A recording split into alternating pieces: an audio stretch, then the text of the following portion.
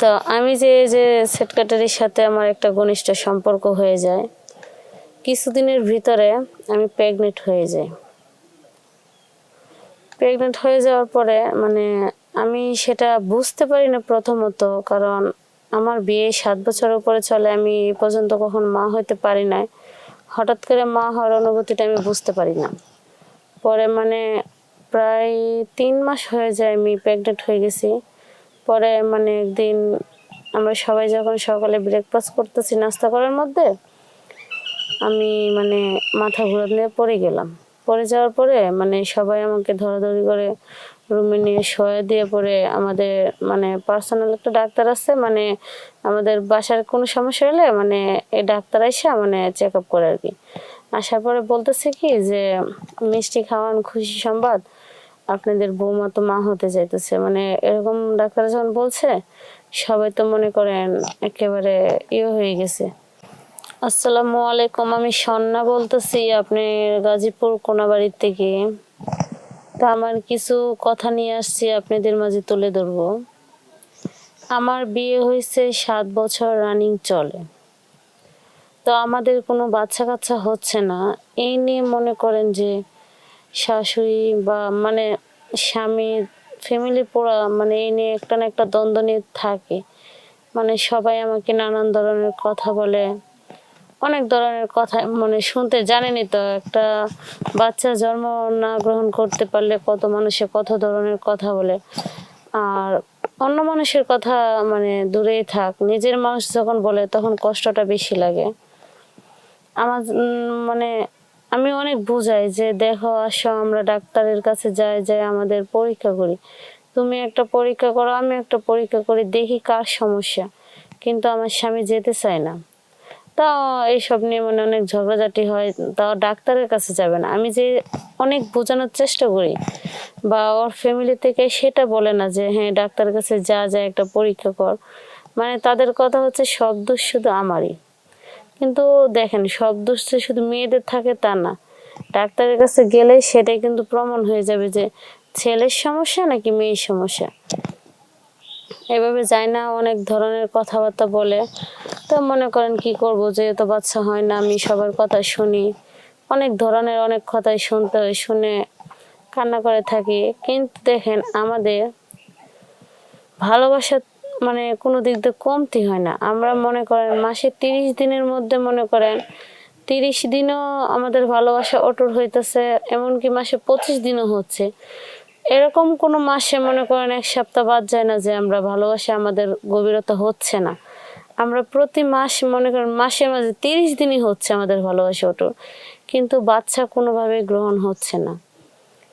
যার জন্য মনে করেন সবার কথা শুনতে শুনতে আমার মনটা এতই ছোট হয়ে গেছে, আর এতই খারাপ হয়ে গেছে বলার বাহিরে। একদিন আমি কি মনে করে জানি বাড়ির বেলকনিতে যায় দাঁড়াইছি। তো আমাদের বাসার যে আপনার আছে না, সেক্রেটারি আছে, তার সাথে দেখা আমার মাথায় একটুখানি উল্টাপাল্টা চিন্তা ভাবনা ঢুকে গেছে যে আজকে এরকম ভাবে ফলো করতে করতে আমি সেক্রেটারির সাথে ফোনে কথা বলতে বলতে আমার একটা ভালো একটা সম্পর্ক হয়ে যায়। ভালো একটা এত একটা ঘনিষ্ঠতার সম্পর্ক হয়, যেটা একেবারে কিছু আর বাকি থাকে না করার, সবই হয় আমাদের মধ্যে। এভাবে হচ্ছে মনে করেন প্রায় 6-7 মাস চলতেছে রানিং এভাবে। তো একদিন আমার স্বামী হুট করে বলতেছে কি, আসো আজকে ডাক্তারের কাছে যাব, তোমাকে পরীক্ষা করাবো, আমিও পরীক্ষা করব। তা আমি বলছি হ্যাঁ ঠিক আছে চলো যাই, দুজনেই পরীক্ষা করার দরকার আছে। তো আমরা দুজনেই পরীক্ষা করতে গেলাম। পরে ডাক্তারে দুঃখের বিষয় বললো যে মেয়ের কোনো সমস্যা নাই, সব দোষ হচ্ছে আপনার, যে আপনি কখনো বাবা হইতে পারবেন না। তো এখান থেকে আসার পরে বাসায় এসে সবাই বললো যে ওর কোনো সমস্যা নাই, ডাক্তার বলছে যে আমার সমস্যা, আমি কখনো বাবা হতে পারবো না। এগুলো ফ্যামিলিতে বলার পরে সবাই আর তখন পরে আর আমার কেউ কিছু বলে না, কারণ দেখতেই তো আমার তো কোনো সমস্যা নেই। সমস্যা হচ্ছে ফ্যামিলিগত, ওর ছেলের বাড়ির ছেলের সমস্যা, বইয়ের কোনো সমস্যা নেই। তো আমি যে সেক্রেটারির সাথে আমার একটা ঘনিষ্ঠ সম্পর্ক হয়ে যায়, কিছুদিনের ভিতরে আমি প্রেগনেন্ট হয়ে যাই। প্রেগনেন্ট হয়ে যাওয়ার পরে মানে আমি সেটা বুঝতে পারি না প্রথমত, কারণ আমার বিয়ে 7 বছর উপরে চলে, আমি এ পর্যন্ত কখন মা হতে পারি নাই। হঠাৎ করে মা হওয়ার অনুভূতিটা আমি বুঝতে পারি না। পরে মানে প্রায় 3 মাস হয়ে যায় আমি প্রেগনেন্ট হয়ে গেছি। পরে মানে একদিন আমরা সবাই যখন সকালে ব্রেকফাস্ট করতেছি নাস্তা করার মধ্যে, আমি মানে মাথা ঘুরে পড়ে গেলাম। পড়ে যাওয়ার পরে মানে সবাই আমাকে ধরাধরি করে রুমে নিয়ে শোয়া দিয়ে, পরে আমাদের মানে পার্সোনাল একটা ডাক্তার আছে, মানে আমাদের বাসার কোনো সমস্যা হলে মানে এই ডাক্তার এসে মানে চেক আপ করে আর কি। আসার পরে বলতেছে কি যে মিষ্টি খাওয়ান, খুশি সংবাদ, আপনাদের বৌমা তো মা হতে চাইতেছে। মানে এরকম ডাক্তার যখন বলছে, সবাই তো মনে করেন একেবারে হয়ে গেছে, আতঙ্ক হয়ে গেছে, কি রে এটা কি, মানে ডাক্তারের সামনে তখন কিছু বলে না। পরে ডাক্তার যাওয়ার পরে যখন আমি আস্তে আস্তে উঠলাম, তখন আমার বলতেছে যে এটা কি করে সম্ভব, এই বাচ্চা তো আমাদের পরিবারের না। তখন আমি বুঝতে পারলাম যে এই ক্যারেক্টার যে সেক্রেটারির সাথে যে আমার যে একটা ঘনিষ্ঠ সম্পর্ক হয়ে গেছিল, সেটা তারই বাচ্চা। কারণ আমার স্বামীর তো বাচ্চা যদি হইতো তাহলে আমাদের বিয়ে 7 বছর উপরে রানিং চলতেছে, এতদিন হওয়ার কথা ছিল। যেহেতু আমি ওর সাথে সম্পর্ক করলাম 4 থেকে 5-6 মাস হয়ে গেছে, তারপরে আমি গর্ভবতী হলাম, তাহলে তো এটা ওর বাচ্চাই। তখন আমি তার কিছু বলতে পারতেছি না। মানে সবাই মানে ফ্যামিলি থেকে আমাকে অনেকে অনেক ধরনের প্রশ্ন করতেছে, আমি কারোর প্রশ্নের উত্তর দিতে পারতেছি না।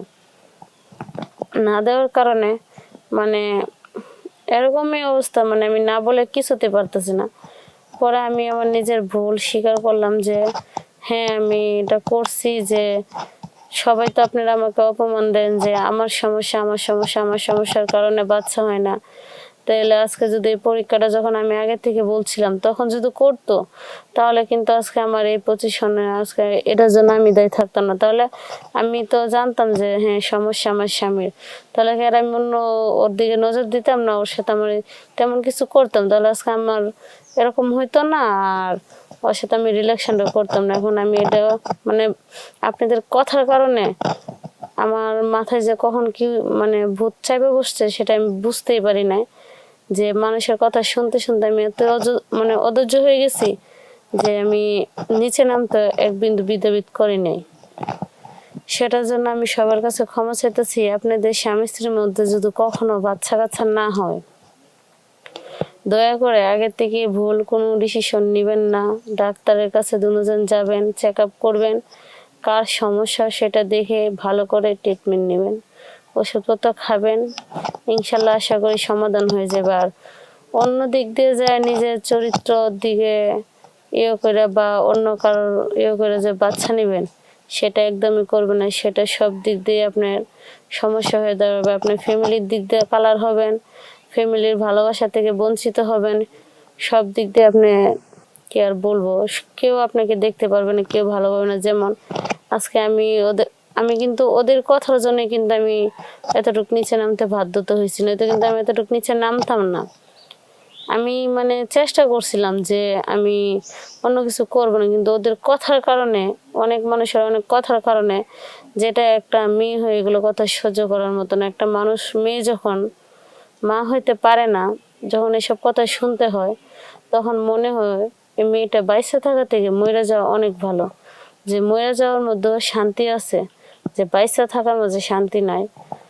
তো যেহেতু আমি একটা ভুল করেই ফেলছি, আমি চাই, আমি তো ভুল করছি সেটা আমি এখন বুঝতে পারতেছি।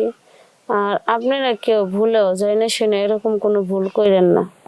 স্বামীর বাচ্চা না হইলে এভাবে থাকবেন, যখন ফ্যামিলি থেকে জানবে যে স্বামীর সমস্যা, তখন আপনার ফ্যামিলি আপনাকে আপন করে নেবে, তখন আর কেউ কিচ্ছু বলবে না, সবাই আপনাকে আগের মতো ভালোবাসবে। আর যদি আমার মতো ভুল করেন, তাহলে এই ভুলের কোনো সমাধান নাই।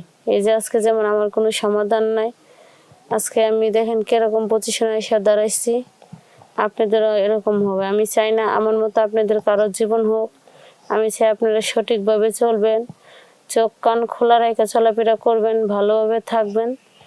আর সম্পূর্ণভাবে সেফটি থাকার চেষ্টা করবেন, ভালো থাকবেন।